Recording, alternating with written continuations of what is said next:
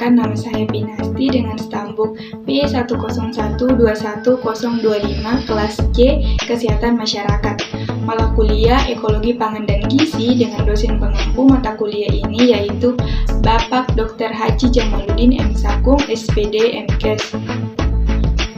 Nah, di sini saya akan men-share kepada teman-teman semua mengenai penyakit tidak menular dan saya akan lebih membahas mengenai salah satu dari penyakit tidak menular ini yaitu obesitas. Adapun pembahasan atau poin-poin yang akan saya jelaskan yaitu terkait apa itu PTM atau penyakit tidak menular, apa itu obesitas, faktor risiko obesitas, dampak obesitas, hubungan pangan dan gizi dengan obesitas, serta pencegahan dan juga penanganan obesitas. Sebelum kita masuk ke materi, kita harus mengetahui dulu apa sih itu PTM atau penyakit tidak menular. Nah, penyakit tidak menular atau PTM ini merupakan penyakit yang tidak bisa ditularkan dari orang ke orang, yang perkembangannya itu berjalan perlahan dalam jangka waktu yang panjang atau kronis. Nah, obesitas ini dinyatakan sebagai penyakit kronis karena obesitas merupakan kondisi penyakit dengan beberapa perubahan fungsional yang memerlukan berbagai pilihan pengobatan dan juga pencegahan. Pada perjalanan awal, biasanya PTM ini sering tidak bergejala. Banyak yang tidak mengetahui dan juga menyadari jika mereka itu mengidam PTM atau penyakit tidak menular. Nah, hal tersebut membuat kesadaran untuk memeriksakan diri atau deteksi dini itu kurang, sehingga banyak yang periksa ketika terjadi komplikasi dari PTM, bahkan berakibat kematian lebih dini. Nah, teman-teman pasti sudah tidak asing lagi dengan penyakit obesitas ini. Apakah obesitas dan gemuk itu sama? Jadi, gemuk adalah suatu kondisi di mana seseorang memiliki 10 hingga 20% dari berat badan normal. Sedangkan obesitas itu sendiri merupakan kondisi di mana berat badan seseorang lebih dari 20% berat normal tubuhnya. Nah, obesitas merupakan suatu kondisi di mana tubuh mengalami penumpukan lemak yang berlebihan akibat kadar kolesterol yang tinggi dari ketidakseimbangan asupan energi atau energi intake dengan energi yang digunakan atau energi ekspenditur dalam waktu yang lama. Nah, obesitas ini juga merupakan keadaan yang menunjukkan ketidakseimbangan antara tinggi dan juga berat badan akibat jaringan lemak dalam tubuh sehingga terjadi kelebihan berat badan yang melampaui ukuran ideal. Selanjutnya ada faktor risiko obesitas. Nah, penyebab mendasar dari obesitas dan kelebihan berat badan adalah ketidakseimbangan antara energi atau kalori yang dikonsumsi dan juga energi atau kalori yang dikeluarkan.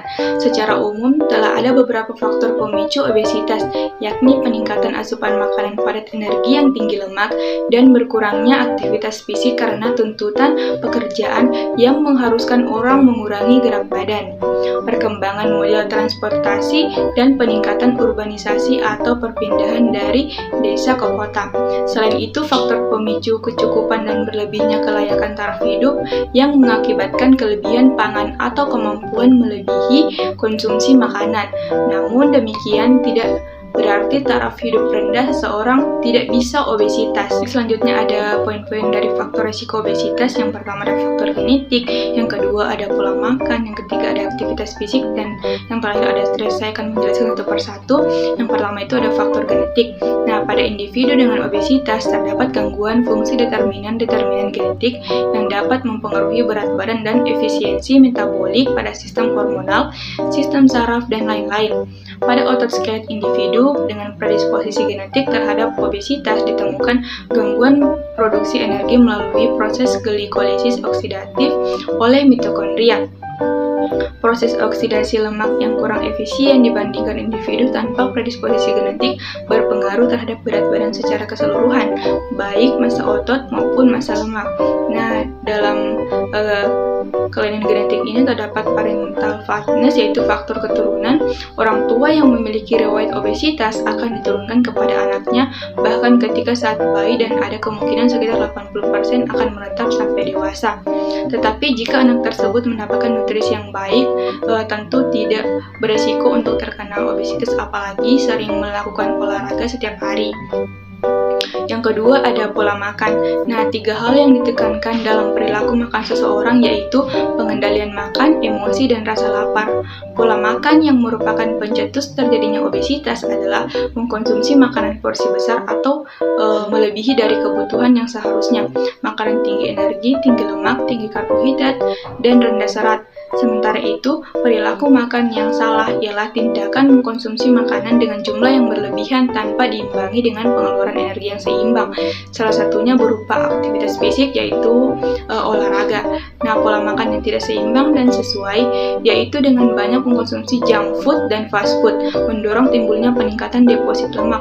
Hal ini dikarenakan kandungan dari junk food dan fast food tadi itu mengandung lemak sekitar 40-50%, berakibat pada timbulnya obesitas. Pengurangan konsumsi buah, sayur, dan makanan berserat lainnya juga merupakan faktor yang pemicu timbulnya obesitas ini. Baik, selanjutnya ada aktivitas fisik.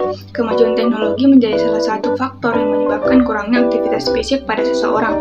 Misalkan saja dengan ditemukan kendaraan bermotor, banyak orang yang malas pergi ke suatu tempat dengan berjalan kaki ataupun bersepeda. Dengan kemajuan teknologi itu juga menurunkan aktivitas pada anak-anak. Nah, anak-anak biasanya lebih suka menghabiskan waktu di depan komputer, televisi, ataupun gadget mereka. Rendahnya aktivitas ini akan mendorong keseimbangan energi ke arah positif, sehingga mengarah pada penyimpanan energi dan penambahan berat badan. Orang yang mengalami obesitas akan semakin kesulitan untuk bergerak secara aktif. Orang yang mengalami obesitas juga memiliki tanggungan berat badan yang lebih besar daripada orang yang kebanyakan. Oleh karena itu, jika dilihat secara sepintas, orang gemuk memang terlihat kurang aktif dibandingkan dengan orang yang memiliki berat badan normal. Hal ini akan menjadi sebuah siklus yang buruk karena orang yang mengalami obesitas akan semakin malas untuk berolahraga dan semakin banyak mengumpulkan lemak di dalam tubuhnya. Yang terakhir ada stres.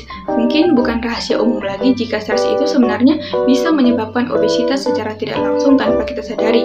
Pada saat dilanda stres, biasanya orang merasa lebih sulit untuk makan makanan yang sehat. Tetapi beberapa orang juga merasa saat mereka stres membiarkan dirinya untuk memenuhi kebutuhan emosionalnya dengan makan. Nah, makan akibat stres ini kemungkinan besar didominasi oleh makanan berkalori tinggi, bahkan saat kita tidak merasa lapar sekalipun. Bila kebiasaan ini diteruskan tanpa dibarengi dengan aktivitas fisik atau olahraga, tentu bisa memicu kenaikan berat badan yang bisa berakhir pada obesitas. Selanjutnya ada hubungan pangan dan gizi dengan obesitas. Bergizi seimbang dan aman menjadi hak utama bagi setiap orang. Jadi, gizi yang salah dapat berdampak ganda, yaitu gizi kurang dan gizi lebih. Nah, gizi lebih menyebabkan overweight dan obesitas. Obesitas telah terbukti menyebabkan kematian yang lebih banyak dibandingkan akibat gizi kurang. Jadi, kondisi overweight itu dan obesitas ini merupakan faktor risiko primer terjadinya penyakit tidak menular seperti penyakit kardiovaskular, diabetes, dan beberapa penyakit kanker lainnya. Nah, selanjutnya ada pencegahan dan penanganan dari obesitas. Di sini saya akan menjelaskan satu persatu. Yang pertama itu ada mengkonsumsi sayuran hijau dan buah berwarna. Yang kedua ada tidak merokok dan minum minuman yang beralkohol dan minum-minuman yang bersoda. Yang ketiga, tingkatkan konsumsi karbohidrat kompleks dan batasi konsumsi karbohidrat sederhana atau gula. Nah, karbohidrat kompleks ini tuh terdiri dari nasi merah, gandum, apel, pisang, brokoli, sayuran berwarna hijau, kentang, ubi, jagung, buncis, dan kacang merah. Yang keempat ada batasi konsumsi gorengan dan lemak transis atau makanan yang mengandung margarin. Yang kelima yaitu melakukan aktivitas fisik secara rutin minimal 30 menit dalam sehari. Nah, yang keenam ada mengurangi stres dengan berpikir positif dan mengenali emosi makan. Yang ketujuh ada menimbang berat badan secara teratur. Demikian yang bisa saya sampaikan, semoga bisa bermanfaat untuk kita semua. Mohon maaf bila ada kekurangan karena kesempurnaan hanya milik Allah Subhanahu wa taala. Sekian dari saya dan jangan lupa jaga kesehatan. Saya akhiri. Wassalamualaikum warahmatullahi wabarakatuh dan terima kasih.